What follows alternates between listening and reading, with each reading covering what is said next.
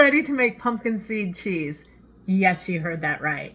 Did you know that you can actually make cheeses out of any nuts and seeds? Same thing with milks. So let's get it started. I'm doing a half a recipe today. I normally do this with sunflower seeds, but we're using pumpkin seeds today because I was out.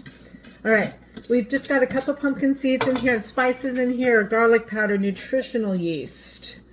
I have salt, I have turmeric, and I have a little bit of smoked paprika.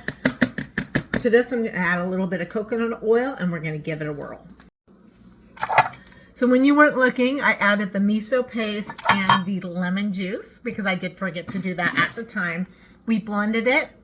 I also ended up having it a little more liquidy than usual, so I added just a wee bit more coconut oil because what's going to happen is that's actually going to firm it up as it refrigerates. So I put a parchment paper down. That is so when I put this in the fridge to mold, I can easily get that out. This will need to firm up in the fridge. When you first take it out of the fridge, it is going to be firm, kind of like a sliceable cheese. And then as it sits at room temperature, you're going to have more of a creamy cheese. You can play with it. A little more coconut oil will make it firmer. If you are somebody that does prefer a firmer cheese, you can use agar flakes and we can play with that. And I can show you some options for that. But what I'm going to do is I'm going to let this sit in the fridge and I'm going to show you what it looks like after it is all firm and ready to go. All right, let's take a look at that cheese. I sped up the firming process by sticking it in the freezer. Normally I do about 4 hours in the fridge. Here she is. Let's go.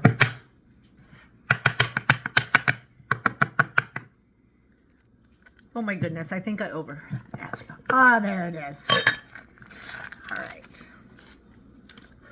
Probably not quite as firm as I want it, but this is the pumpkin seed cheese. I usually make it out of sunflower seeds. I did a half a recipe today. So what I'm gonna do is see where we're at in the firming process. It should be good to go. Let's give her a little cut here. It's still a little firmer than I like.